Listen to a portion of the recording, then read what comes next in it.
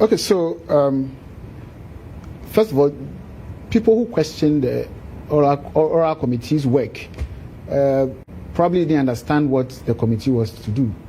So the beginning of every criminal procedure is complaint, So at the time, there were so many complaints of scandals, corruption in high offices.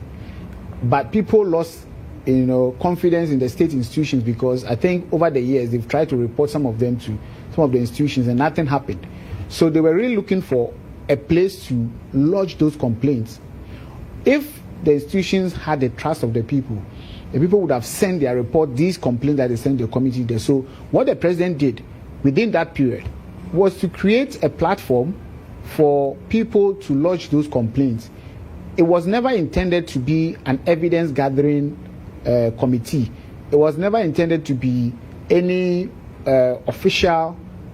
When I say official, I mean in the criminal procedure we have stages. So it wasn't meant to play any role in the criminal procedure. But we did see them gathering evidence, didn't we? We saw the committee members going to verify information, see for themselves in some cases. I like the fact that you said verifying information. Right. So what they were gathering was information. Right. And that is different from evidence. Okay. So once you get information, so if you go to the police station right now and you say someone has stolen your car, what you have given to the police is information, and we call it complaint.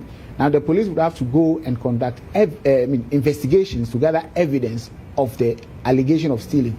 So what the committee was doing was to gather information. That is why when the president finally assumed office, one of the first official functions he played was to receive the reports, the oral report, which is a compilation of complaints, and hand them over to the Attorney General. So that is when the official criminal proceedings or process would be deemed to have started. And so that is what happened. Now, let me take my time to explain this. The criminal procedure has several steps in it. So the first one, like I said, is the complaint that people make. When they made a complaint, then we conduct investigations. Now, after investigation, that's the second stage. After investigation, the investigative agencies or the investigators would have to bring what we call a docket or investigative report to the Attorney General to now examine. Now, the Attorney General or the prosecutor, we examine these, investigative reports and dockets, and then we identify gaps in them, because the investigators are not necessarily prosecutors, they are not necessarily lawyers.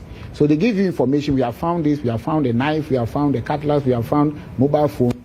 So we will now have to piece this information together and make sure that it forms a seamless line or connection of allegations and evidence that can lead to prosecution. So once they bring the investigative reports, we examine it, and it's a lot of back and forth. So they bring it, we say, no, there's a gap here, go and look for this evidence to fill in this gap.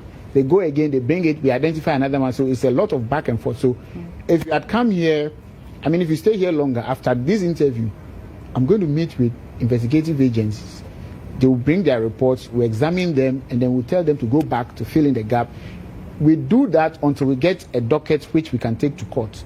Then when you get a docket, that is when you now file charges. So that's another stage. You file the charges, and then after the charges, you go through pre-trial procedures. Then you go through trial. Then after trial, judgments before sentencing. So it's a long process. Now, before you even ask, there's a lot of concern, and I'm very much aware about how fast the oral is moving, the effectiveness of the oral. Is the oral dead? Is it still alive? And let me say this, the oral is alive and is very much on track.